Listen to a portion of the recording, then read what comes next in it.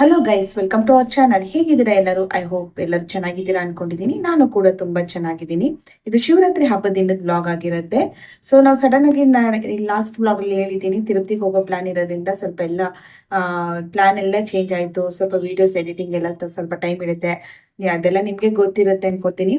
So Shivaratri ಹಬ್ಬದಿಂದ ಯಾರೆಲ್ಲ ದೇವಸ್ಥಾನಕ್ಕೆ ಹೋಗೋಕ್ಕೆ ಸಾಧ್ಯ ಆಗಿರಲ್ಲ, ಸೊ ಇಲ್ಲೇ ನೋಡಿ ದೇವ್ರ ದರ್ಶನ ಮಾಡಿ. ಅವತ್ತಿನ ದಿನ ನಾವು ರಾತ್ರಿ ಹೋಗಿದ್ವಿ ದೇವ್ರ ದರ್ಶನಕ್ಕೆ ಅಂತ. ಸೊ ಸಂಗೀತ ಕಾರ್ಯಕ್ರಮ ಕೂಡ ಇತ್ತು, ತುಂಬಾ ಚೆನ್ನಾಗಿತ್ತು. ಸ್ವಲ್ಪ ಹೊತ್ತು ಕುತ್ಕೊಂಡಿದ್ವಿ ನೋಡಿ. ರಾತ್ರಿ 10:30 11 ಗಂಟೆ ಆಗಿತ್ತು, ಆದ್ರೂ ಕೂಡ ಎಷ್ಟು ಜನ ದೇವ್ರ ದರ್ಶನಕ್ಕೆ ಅವಾಗ್ಲೂ ಕೂಡ ಹೋಗ್ತಾ ಇದ್ರು ಅಂತ.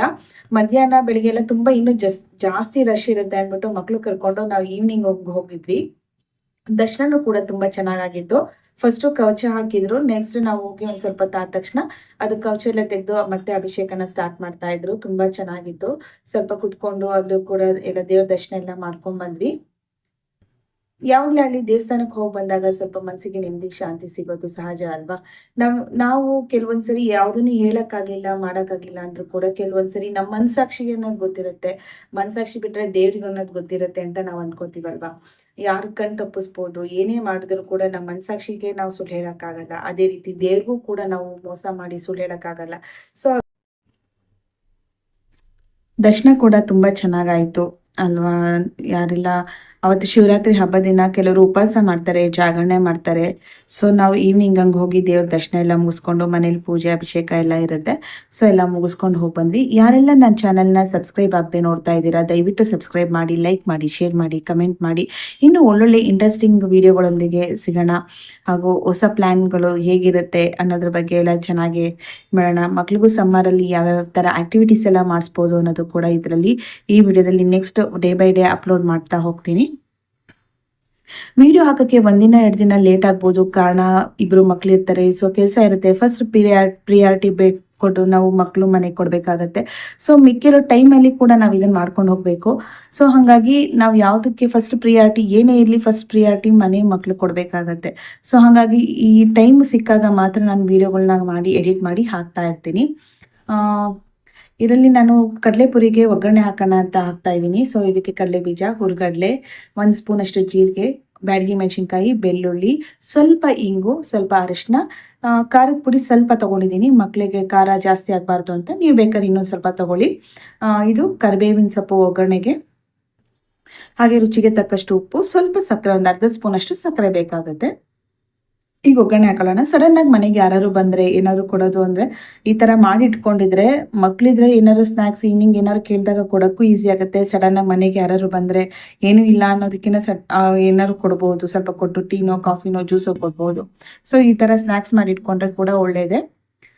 ಇದಕ್ಕೆ ಸ್ಟಾರ್ಟಿಂಗ್ ಸ್ವಲ್ಪ ಆಯಿಲ್ ಹಾಕ್ಕೊಂಡಿದ್ದೀನಿ, ಸ್ವಲ್ಪ ಇಂಗು, ಕಡಲೆ ಬೀಜನ ಫಸ್ಟ್ ಹಾಕಬೇಕು. ಯಾವುದೇ ಕಾರಣಕ್ಕೂ ಫಸ್ಟು ನೀವು ಕಡಲೆ ಬೀಜನ ಹಾಕಿ, ಜೀರಿಗೆ ಬೇರೆ ಇನ್ಯಾವುದೂ ಹಾಕೋಕ್ಕೆ ಹೋಗಬೇಡಿ. ಏನಕ್ಕೆ ಅಂದರೆ ಫಸ್ಟು ಆಯಿಲ್ ಕಾದಿರುತ್ತೆ, ನೀವು ಜೀರಿಗೆ ಎಲ್ಲ ಹಾಕ್ಬಿಟ್ರೆ ಅದೆಲ್ಲ ಆಗೋಷ್ಟರಲ್ಲಿ ಸೀದೋಗ್ಬಿಡುತ್ತೆ. ಸೊ ಹಾಗಾಗಿ ಫಸ್ಟ್ ಕಡಲೆ ಬೀಜನ ಹಾಕಿ. ನಾನು ಫಸ್ಟು ಎಲ್ಲ ಒಟ್ಟಿಗೆ ಹಾಕ್ತಾಯಿದ್ದೆ. ಫಸ್ಟು ಸಾಸಿವೆ ಜೀರಿಗೆ ಎಲ್ಲ ಹಾಕ್ತಾಯಿದ್ದೆ, ಎಲ್ಲ ಸೀದೋಗೋದು. ಬಟ್ ಈ ಮೆಥಡಲ್ಲಿ ಮಾಡಿ ಕರೆಕ್ಟಾಗಿ ಬರುತ್ತೆ, ತುಂಬ ಚೆನ್ನಾಗಿರುತ್ತೆ. ಫಸ್ಟು ಇದರಲ್ಲಿ ಕಡಲೆ ಬೀಜ ಒಂದು 40% ಅಷ್ಟು ನೀಟಾಗಿ ಫ್ರೈ ಆಗಬೇಕು.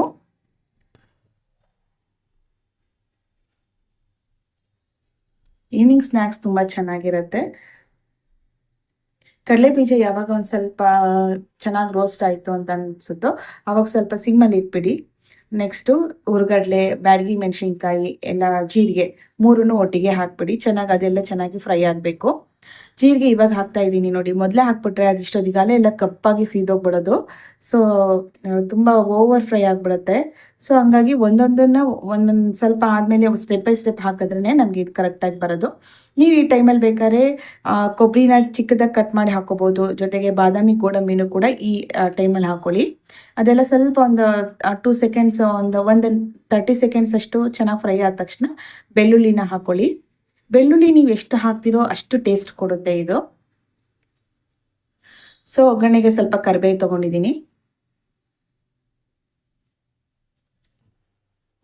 ಕೆಲವೊಂದ್ಸರಿ ಎಲ್ಲ ಹಾಕಲೇಬೇಕು ಅಂತ ಏನಿಲ್ಲ, ಉಪ್ಪು, ಖಾರ, ಸ್ವಲ್ಪ ಎಣ್ಣೆ, ಬೆಳ್ಳುಳ್ಳಿ ಹಾಕಿದ್ರೂ ಆಗೋಗ್ಬಿಡುತ್ತೆ. ಸೊ ಇದೆಲ್ಲ ಹಾಕಿದ್ರೆ ಇನ್ನೂ ಚೆನ್ನಾಗಿರುತ್ತೆ. ಇದಕ್ಕೆ ಬಾದಾಮಿ ಗೋಡಂಬಿ ಎಲ್ಲ ಹಾಕಬೇಕಿತ್ತು, ನಾನು ಮರ್ತ್ಬಿಟ್ಟೆ. ಈಗ ಉಪ್ಪು ಹಾಕ್ತಾ ಇದ್ದೀನಿ ನೋಡಿ. ಸಿಮ್ಮಲ್ಲೇ ಇಟ್ಕೊಂಡಿರಬೇಕು. ತುಂಬ ಫ್ಲೇಮ್ ಜಾಸ್ತಿ ಇತ್ತಂದರೆ ಸೀದೋಗೋ ಚಾನ್ಸಸ್ ಇರುತ್ತೆ. ಇದು ನಿಧಾನಕ್ಕೆ ಎಲ್ಲ ನೋಡಿ ಬೆಳ್ಳುಳ್ಳಿ ಎಲ್ಲ ನೀಟಾಗಿ ಕ್ರಿಸ್ಪಿ ಆಗಬೇಕು, ಅಲ್ಲಿ ತನಕ ಲೋ ಫ್ಲೇಮಲ್ಲೇ ನೀಟಾಗಿ ಫ್ರೈ ಮಾಡ್ಕೊಳ್ಳಿ. ಆಲ್ರೆಡಿ ನಾನು ಲಾಸ್ಟ್ ವೀಡಿಯೋದಲ್ಲಿ ಒಂದೆರಡು ವೀಡಿಯೋ ಹೇಳಿದ್ದೀನಿ. ಇದು ಪೇಪರ್ ಅವಲಕ್ಕಿ ಖಾರ ಹಾಕೋದಕ್ಕೂ ಕೂಡ ಸೇಮ್ ಮೆಥಡಲ್ಲೇ ಬರುತ್ತೆ. ಈ ಕಡಲೆಪುರಿಗೆ ಖಾರ ಹಚ್ಚೋಕ್ಕೆ ಯಾರ್ಯಾರಿಗೆ ಬರುತ್ತೆ ಬೇಕಾದ್ರೆ ಅವ್ರು ಸ್ಕಿಪ್ ಬೇಕಾದ್ರೆ ಮಾಡಿ ನೋಡ್ಬೋದು. ಇದಕ್ಕಿನ್ನು ಕಡಲೆನ ಪುಡಿ ಮಾಡಿ ಕೂಡ ಹಾಕ್ತಾರೆ, ಶೇಂಗಾನ ಪುಡಿ ಮಾಡಿ ಕೂಡ ಹಾಕ್ತಾರೆ, ಚೆನ್ನಾಗಿರುತ್ತೆ. ಕೆಲವರು ಸ್ವಲ್ಪ ಇದಕ್ಕೆ ಬೆಲ್ಲ ಹಾಕ್ತಾರೆ, ನಾನು ಅದೇನು ಹಾಕಿಲ್ಲ, ಹೀಗೆ ಚೆನ್ನಾಗಿರುತ್ತೆ. ಸೊ ಸಾಕು ಇಷ್ಟೇ ಅಂತಂದ್ಬಿಟ್ಟು ಹೀಗೆ ಮಾಡಿದ್ದೀನಿ ನೋಡಿ. ಇವಾಗ ಸ್ವಲ್ಪ ಸಕ್ಕರೆ ಹಾಕ್ತಾ ಇದ್ದೀನಿ. ಸಕ್ಕರೆ ಒಂದು ಸ್ವಲ್ಪ ಟೇಸ್ಟ್ ಫ್ಲೇವರ್ ಚೆನ್ನಾಗಿ ಕೊಡುತ್ತೆ, ಅದಕ್ಕೋಸ್ಕರ ಒಂದು ಅರ್ಧ ಸ್ಪೂನಷ್ಟು ಸಕ್ಕರೆ ಹಾಕ್ಬಿಟ್ಟು ನಾವು ಸ್ಟವ್ ಆಫ್ ಮಾಡಿಬಿಡೋಣ. ನೀಟಾಗೆಲ್ಲ ಮಿಕ್ಸ್ ಮಾಡೋಣ. ನೋಡಿ ಕಲರಲ್ಲೇ ನಿಮಗೆ ಗೊತ್ತಾಗ್ತಾಯಿದೆ. ಸ್ಟವ್ ಆಫ್ ಮಾಡಿದ್ಮೇಲೆ ನಾವು ಅರಿಶಿನ ಮತ್ತು ಖಾರದ ಪುಡಿನ ಹಾಕ್ಕೋಬೇಕು. ಏನಕ್ಕೆ ಅಂದರೆ ಮೊದಲೇ ಹಾಕ್ಕೊಂಬಿಟ್ರೆ ನಾವು ಅಲ್ಲಿ ಆಯಿಲ್ ಬಿಟ್ಟರೆ ಬೇರೆ ಏನೂ ಇರೋದಿಲ್ಲ. ಸೊ ಲಿಕ್ವಿಡ್ ಐಟಮ್ಸ್ ಏನೂ ಇರೋದಿಲ್ಲಲ್ಲ, ಹಾಗಾಗಿ ಸೀದೋಗೋ ಚಾನ್ಸಸ್ ತುಂಬ ಇರುತ್ತೆ. ಹಾಗಾಗಿ ಸ್ಟವ್ ಆಫ್ ಮಾಡಿ ಹಾಕಿದ್ರೆ ನೀಟಾಗೆಲ್ಲ ಖಾರ ಎಲ್ಲ ನೀಟಾಗಿ ಹೊಂದ್ಕೊಳ್ಳುತ್ತೆ. ಕಡಲೆಪುರಿನ ಹಾಕ್ತಾ ಇದ್ದೀನಿ. ಸ್ಪೂನಲ್ಲಾದರೂ ಮಿಕ್ಸ್ ಮಾಡ್ಬೋದು, ಬಟ್ ಸ್ಪೂನ್ಗಿನ್ನ ನಾವು ಅದನ್ನು ಹಾಗೆ ಪಾತ್ರೆಯಲ್ಲೇ ಮಿಕ್ಸ್ ಮಾಡಿಬಿಟ್ರೆ ತುಂಬ ಚೆನ್ನಾಗಿ ಎಲ್ಲದಕ್ಕೂ ಖಾರ ಎಲ್ಲ ಚೆನ್ನಾಗಿ ಹೊಂದ್ಕೊಳ್ಳುತ್ತೆ, ಟೇಸ್ಟಿಯಾಗಿರುತ್ತೆ ಕೂಡ.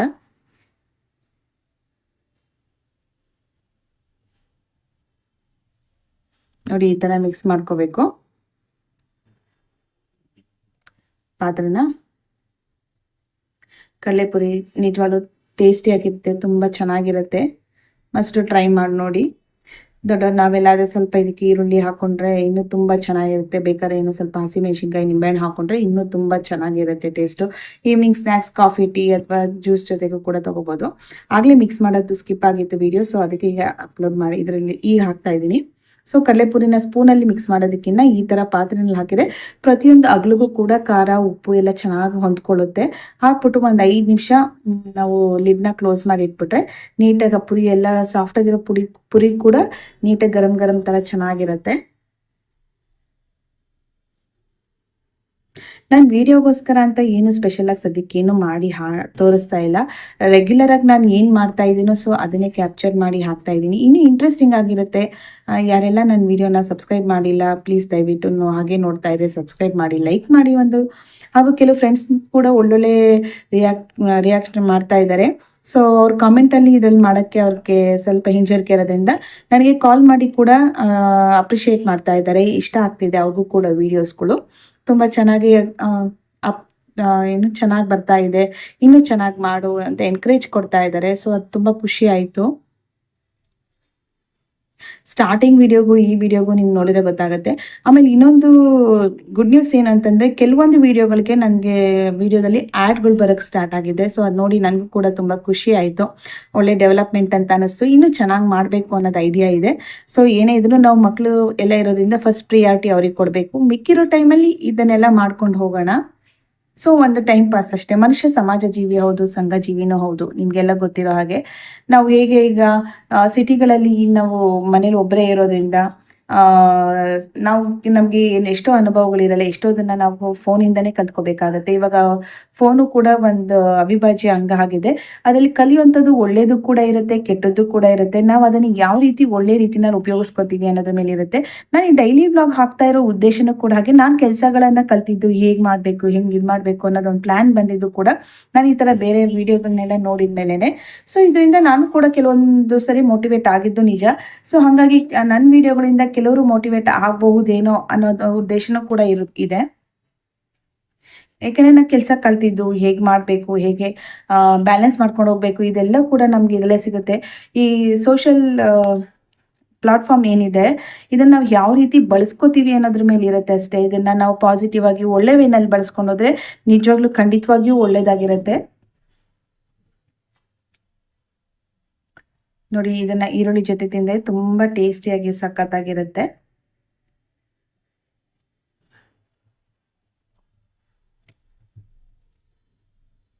ಇನ್ನು ಸಮ್ಮರ್ ಕ್ಯಾಂಪ್ ಅಂದರೆ ಮಕ್ಕಳಿಗೆ ಇನ್ನು ಸಮ್ಮರ್ ಸ್ಟಾರ್ಟ್ ಆಯಿತು. ಸೊ ಇನ್ನು ಅವರಿಗೆ ಕೆಲವೊಂದು ಆ್ಯಕ್ಟಿವಿಟೀಸ್ಗಳೆಲ್ಲ ಇದೆ. ಅದನ್ನು ಯಾವ ಥರ ಪ್ಲ್ಯಾನ್ ಮಾಡಬೇಕು, ಹೇಗೆ ಮಾಡಬೇಕು ಅನ್ನೋದು ಕೂಡ ಎಲ್ಲ ನೆಕ್ಸ್ಟ್ ವೀಡಿಯೋನಲ್ಲಿ ಅಪ್ಲೋಡ್ ಮಾಡ್ತೀನಿ. ಒಂದೊಂದೇ ಸ್ಟೆಪ್ ಬೈ ಸ್ಟೆಪ್ ನನಗೆ ಟೈಮ್ ಸಿಕ್ಕಾಗ 2 ಡೇಸ್ 3 ಡೇಸ್ಗೆ ಒಂದ್ಸರಿ ಏನಾದರೂ ವೀಡಿಯೋ ಅಪ್ಲೋಡ್ ಮಾಡೋದಕ್ಕೆ ಟ್ರೈ ಮಾಡ್ತೀನಿ. ಹಾಗೆ ನಮ್ಮ ಮನೇಲೂ ಮಕ್ಕಳಿದ್ದಾರೆ ಅಂದಮೇಲೆ ಸೋಫಾಗಳು ಗಲೀಜಾಗೋದಕ್ಕೆ ಸಹಜ. ಸೊ ತುಂಬ ದಿನ ಆಗಿತ್ತು, ಮಕ್ಳುಗಳೆಲ್ಲ ತುಂಬ ಗಲೀಜು ಮಾಡಿಟ್ಟಿದ್ರು. ಊಟ ಮಾಡ್ಬೇಕಾದ್ರೆ ಕಾಫಿ, ಟೀ, ನೀರು, ಜ್ಯೂಸ್ ಎಲ್ಲ ಅದ್ರ ಮೇಲೆ ಚೆಲ್ಲಿ ತುಂಬ ಗಲೀಜಾಗಿತ್ತು, ಅಂದರೆ ಎಷ್ಟು ಹೇಳೋಕ್ಕಾಗಲ್ಲ. ಫಸ್ಟ್ ನಾವು ನೋಡೋಣ ಅಂತ ಈ ರೆಕ್ಲೈನರ್ನ ಕ್ಲೀನ್ ಮಾಡಿಸಿದ್ವಿ. ಇದು ಕ್ಲೀನ್ ಮಾಡಾದ್ಮೇಲೆ ಇನ್ನು ಫೋಟೋ ಇದು ಕ್ಲಾರಿಟಿ, ಕ್ಯಾಮ್ರಾ ಕ್ಲಾರಿಟಿ ಅಷ್ಟು ಚೆನ್ನಾಗಿಲ್ಲ. ಸೊ ಹಾಗಾಗಿ ಇದು ಕ್ಲೀನಾಗಿ ಕಾಣಿಸ್ತಾ ಇಲ್ಲ. ಸೊ ಅರ್ಬನ್ ಅವ್ರನ್ನ ಕರೆಸ್ಬಿಟ್ಟೆಲ್ಲ ನೀಟಾಗಿ ಕ್ಲೀನ್ ಮಾಡಿಸಿದ್ವಿ. ಫಸ್ಟ್ ನೋಡಿ ಹೇಗಿದೆ ಸೋಫಾ ರೆಕ್ಲೈನರ್ ಅನ್ನೋದನ್ನು ನೋಡಿ. ಇಲ್ಲೆಲ್ಲ ಎಷ್ಟು ಅದು ನೋಡ್ಬಿಟ್ರೆ ನೀವು ಕಾಣಿಸ್ತಿದೆ, ಅಷ್ಟು ರಫ್ ಆಗಿತ್ತು. ಅವ್ರ ಮೇಲ್ಗಡೆ ಬಟ್ಟೆ ಎಲ್ಲ ಜ್ಯೂಸು, ನೀರು, ಕಾಫಿ ಎಲ್ಲ ಚೆಲ್ಲಿದ್ರು. ಸೊ ಹಿಂಗಿತ್ತು. ನಾನು ಇದೇನು ಮತ್ತೆ ಚೇಂಜ್ ಮಾಡಬೇಕಾ, ಹೊಸದೇ ತರಬೇಕಾ ಅಂತ ಅಂದ್ಕೊಂಡಿದ್ದೆ. ಪಾಪ ಅವ್ರು ಬಂದು ನೀಟಾಗಿ ಫಸ್ಟೆಲ್ಲ ಡಸ್ಟಿಂಗ್ ಮಾಡಿಕೊಂಡು ನೀಟಾಗೆಲ್ಲ ಕ್ಲೀನ್ ಮಾಡಿ ಕೊಟ್ಟೋದ್ರು. ತುಂಬ ಚೆನ್ನಾಗಾಯಿತು. ಯಾರಿಗೆಲ್ಲ ಮನೆಯಲ್ಲಿ ಈ ಥರ ಸೋಫಾ ಬೆಡ್ಗಳು ತುಂಬ ಗಲೀಜಾಗಿರುತ್ತೆ, ಅದನ್ನು ಕ್ಲೀನ್ ಮಾಡಿಸ್ಬೇಕು ಅಂದರೆ ಖಂಡಿತವಾಗಿಯೂ ಅವ್ರನ್ನ ಅರ್ಬನ್ ಅವ್ರನ್ನ ಇದು ಮಾಡ್ಬೋದು. ತುಂಬ ಚೆನ್ನಾಗಿ ಮಾಡಿದ್ರು. ಹೇಗಾಯಿತು ಅಂದರೆ ಸೇಮ್ ಹೊಸ ಸೋಫಾ ಹೇಗಿರುತ್ತೋ ಹಾಗೇ ತುಂಬ ಚೆನ್ನಾಗಿ ಕ್ಲೀನ್ ಮಾಡಿದ್ರು.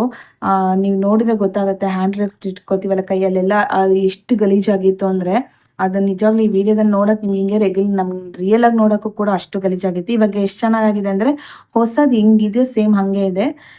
ಖಂಡಿತವಾಗಿ ನೀವು ಯಾರಾದ್ರೂ ಈ ಥರ ಮಾಡಿಸ್ಬೇಕು ಅಂತಿದ್ರೆ ಆರಾಮಾಗಿ ಧೈರ್ಯವಾಗಿ ಮಾಡಿಸ್ಬೋದು. ಬಟ್ ಅದವ್ರ ಎದುರುಗಡೆ ನಿಂತ್ಕೊಂಡಿದ್ದು ಸ್ವಲ್ಪ ಎಲ್ಲೆಲ್ಲಿ ಗಲೀಜಿದೆ ತೋರಿಸಿ ಮಾಡಬೇಕಾಗತ್ತೆ. ಫಸ್ಟ್ ನಾವು ರೆಕ್ಲೈನರ್ನ ಮಾಡಿಸಿದ್ವಿ. ಆಮೇಲೆ ನೆಕ್ಸ್ಟ್ ಡೇಗೆ ಇನ್ನೊಂದು ಸೋಫಾನು ಚೆನ್ನಾಗಿ ಮಾಡಿದ್ರಿಂದ ಫಸ್ಟ್ ನೋಡೋಣ ಅಂತ ಇದು ಮಾಡಿಸಿದ್ದು. ಆಮೇಲೆ ನೆಕ್ಸ್ಟ್ ಇನ್ನೂ ಒಂದೆರಡು ಸೋಫಾನ ಕ್ಲೀನ್ ಮಾಡಿಸಿದ್ವಿ. ಈ ಸೋಫಾಲಿ ನಿಮ್ಗೆ ಅಷ್ಟು ಡಿಫ್ರೆನ್ಸ್ ಗೊತ್ತಾಗ್ತಿಲ್ಲ ಅಂತ ಅನಿಸುತ್ತೆ. ನೆಕ್ಸ್ಟ್ ಸೋಫಾನಲ್ಲಿ ಯಾವ ಥರ ಅದು ಕ್ಲೀನ್ ಆಗಿರುತ್ತೆ ಅನ್ನೋದು ತೋರಿಸ್ತೀನಿ. ಬಟ್ ನೀವು ಈಗ ಗಮನಿಸ್ಬೋದು ಹ್ಯಾಂಡ್ ರೆಸ್ಟಲ್ಲಿ ಎಷ್ಟು ನಿಮಗೆ ಅದು ಡಿಫ್ರೆನ್ಸ್ ಗೊತ್ತಾಗ್ತಿದೆ. ಫಸ್ಟ್ ಇದ್ದಿದ್ದಕ್ಕೂ ಇವಾಗ ಇದ್ದಿದ್ದಕ್ಕೂ ಕಂಪೇರ್ ಮಾಡಿ ನೋಡಿದ್ರೆ ನೀಟಾಗಿ ಸ್ಕ್ರಬ್ ಮಾಡಿ ಚೆನ್ನಾಗಿ ಮಾಡಿ ರೆಡಿ ಮಾಡ್ತಾರೆ. ಸೊ ಇದು ಇನ್ನೊಂದು ಸೋಫಾ ನೋಡಿ. ಎಲ್ಲ ಫಸ್ಟು ಡಸ್ಟಿಂಗ್ ಮಾಡ್ಕೋತಾರೆ. ಡಸ್ಟಿಂಗ್ ಮಾಡ್ಕೊಂಡಾದ್ಮೇಲೆ ಈ ಥರ ನೋಡಿ ಇಷ್ಟು ಗಲೀಜಿತ್ತು ಅಂದರೆ ಅದೆಲ್ಲ ಅಷ್ಟು ಕಪ್ಪಗಿರೋದೆಲ್ಲ ಫುಲ್ ಹೊರಟೋಗುತ್ತೆ, ಕ್ಲೀನ್ ಆಗುತ್ತೆ. ಇದು ನಾವು ವಾಶ್ ಮಾಡ್ಸೋದಕ್ಕೂ ಮುಂಚೆ ಈ ರೀತಿ ಇತ್ತು ಸೋಫಾ ಎಲ್ಲ. ನೆಕ್ಸ್ಟ್ ಅವ್ರು ಹೆಂಗೆ ಎಲ್ಲ ಡಸ್ಟಿಂಗ್ ಮಾಡಿ ಈ ಥರ ಎಲ್ಲ ಫೋಮ್ ಹಾಕಿ ನೀಟಾಗಿ ಎಲ್ಲ ರಬ್ ಮಾಡ್ತಾರೆ. ಒಂದು ಸ್ವಲ್ಪನೂ ಇದು ಸ್ವಲ್ಪ ಜೂಟ್ ಇದು ಮೆಟೀರಿಯಲ್ ಆಗಿರೋದ್ರಿಂದ ಅವರು ಹೇಳಿದರು ಇನ್ನೂ ಜಾಸ್ತಿ ಇದನ್ನು ಮಾಡೋದಕ್ಕಾಗಲ್ಲ. ಸೊ ಅದು ಕಿತ್ತೋಗ್ಬಿಡುತ್ತೆ, ಅದನ್ನು ತುಂಬ ಸೆನ್ಸಿಟಿವ್ ಆಗಿ ಕ್ಲೀನಾಗಿ ಮಾಡಬೇಕು ಅಂತ ಅವರೇ ಹೇಳ್ತಾರೆ. ಅದು ಕಂಡೀಷನ್ ನೋಡಿ ಎಷ್ಟು ಕ್ಲೀನಾಗಿದೆ ನೋಡಿ. ಇವಾಗ ಅಲ್ಲಿ ನೋಡಿ ನಿಮಗೆ ಗೊತ್ತಾಗ್ತಿದೆ ಡಿಫ್ರೆನ್ಸ್ ಎಷ್ಟು ಇದಾಗ್ತಿದೆ ಅಂತ. ಆಮೇಲೆ ಕೆಲವೊಂದು ಕಡೆ ಎಲ್ಲ ಮಧ್ಯೆ ಎಲ್ಲೆಲ್ಲಿ ಗ್ಯಾಪ್ ಇದೆ ಅಂತ ತೋರಿಸಿದ ತಕ್ಷಣ ಅವರು ಎಲ್ಲಿ ಗಲೀಜು ಹೋಗಿಲ್ಲ ಅಂತಂದರೆ ಮತ್ತೆ ಅದನ್ನ ಇನ್ನೊಂದ್ಸರಿ ಕ್ಲೀನ್ ಮಾಡಿ ಕೊಡ್ತಾರೆ. ತುಂಬ ಚೆನ್ನಾಗಿ ಮಾಡ್ತಾರೆ ನೋಡಿ. ಅವ್ರ ಕೈ ಇಟ್ಟಿದ್ದಾರಲ್ಲ ಜಾಗ ಗಮನಿಸಿ, ಫಸ್ಟ್ ಎಷ್ಟು ಕಪ್ಪಗಿತ್ತು ಅಂತ ಅಲ್ಲ. ಡಿಫ್ರೆನ್ಸ್ ನಿಮಗೆ ಗೊತ್ತಾಗ್ತಿದೆ ಅಂತ ಅನ್ಕೋತೀನಿ. ಸೊ ಯಾರೆಲ್ಲ ಈ ಥರ ಕ್ಲೀನ್ ಮಾಡಿಸ್ಬೋದು ಅಂದರೆ ಆರಾಮ್ಸೆ ಧೈರ್ಯವಾಗಿ ಇಯರ್ಲಿ ಒಂದ್ಸರಿ ಈ ಥರ ಮಾಡಿಸ್ಬಿಟ್ರೆ ತುಂಬ ಚೆನ್ನಾಗಿ ಕ್ಲೀನ್ ಆಗುತ್ತೆ ನೋಡಿ. ಆ ಡಿಫ್ರೆನ್ಸ್ ನಿಮಗೆ ಗೊತ್ತಾಗುತ್ತೆ. ಇದಾಲೆ 2ನೇ ಸರಿ ಮಾಡ್ತಾ ಇರೋದು ನೋಡಿ. ಆ ಲೈನ್ಸ್ ಥರನೇ ಬರುತ್ತೆ. ಆ ಕಡೆ ಗಲೀಜಿದೆ, ಎಲ್ಲಿ ಅವ್ರು ವ್ಯಾಕ್ಯೂಮ್ ಮಾಡ್ಕೊಂಡಿದ್ದಾರೆ ನೋಡಿ ಅಲ್ಲೆಲ್ಲ ಅಷ್ಟು ಕ್ಲೀನಾಗಿ ಬರ್ತಾ ಇದೆ. ಗಲೀಜೆಲ್ಲ ಲೈನ್ ಥರನೇ ಇರುತ್ತೆ ನೋಡಿ.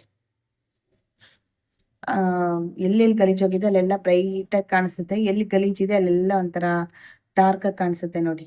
ಎಷ್ಟು ಡಿಫ್ರೆನ್ಸ್ ನಿಮಗೆ ಗೊತ್ತಾಗುತ್ತೆ. ಈಗ ನೋಡಿ ಗೊತ್ತಾಗುತ್ತೆ. ಅವ್ರು ವ್ಯಾಕ್ಯೂಮ್ ಮಾಡ್ತಾ ಇದ್ದಾರಲ್ಲ ಅದೆಲ್ಲ ನೋಡಿ.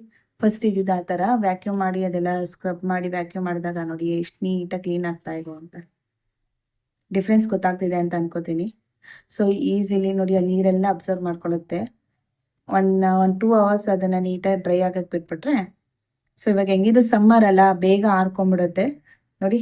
ಕಂಪೇರ್ ಮಾಡಿ ನೋಡ್ತಿದ್ದೀರಾ ಅನ್ಸುತ್ತೆ. ಈಗ ನಿಮ್ಗೆ ಗೊತ್ತಾಗುತ್ತೆ ಈ ಕಡೆದು ಆ ಕಡೆದು ಎಷ್ಟು ಡಿಫ್ರೆನ್ಸ್ ಗೊತ್ತಾಗ್ತಿದೆ ಅಂತ ನೋಡಿ ಮೇಲ್ಗಡೆದು. ಸೊ ಹಂಗಾಗಿ ಯಾರೆಲ್ಲ ಮಾಡಿಸ್ಬೋದು ಅಂತ ಅಂದ್ಕೊಂಡಿದ್ದೀರೋ ದಯವಿಟ್ಟು ಮಾಡಿಸ್ಕೊಳ್ಳಿ. ಅದಕ್ಕೆ ಒಂದೊಂದು ಎಷ್ಟು ಸೀಟರ್ ಸೋಫಾ ಏನು ರೆಕ್ಲೈನರ್ ಒಂದೊಂದಕ್ಕೆ ಒಂದೊಂದು ರೇಟಿಂಗ್ ಇರುತ್ತೆ. ಆ ರೇಟಿಂಗ್ ಕೊಟ್ಟು ನೀವು ಮಾಡಿಸ್ಕೋಬೋದು. ಯಾರಿಗೆಲ್ಲ ಈ ವಿಡಿಯೋ ಇಷ್ಟ ಆಗಿದೆ ಪ್ಲೀಸ್ ಲೈಕ್ ಮಾಡಿ, ಶೇರ್ ಮಾಡಿ, ಕಮೆಂಟ್ ಮಾಡಿ, ಸಬ್ಸ್ಕ್ರೈಬ್ ಆಗೋದನ್ನು ಮರಿಬೇಡಿ. Thank you friends, thank you for watching. See you the next video. And ಹೀಗೆ ಎನ್ಕರೇಜ್ ಮಾಡಿ ಹಾಗೂ ಸಪೋರ್ಟ್ ಮಾಡಿ. ವೀಡಿಯೋಸು ನಾನು ಸ್ವಲ್ಪ ಲೇಟ್ ಆದ್ರೂ ಬಟ್ ಹಾಕ್ತೀನಿ ವೀಡಿಯೋಗಳನ್ನು.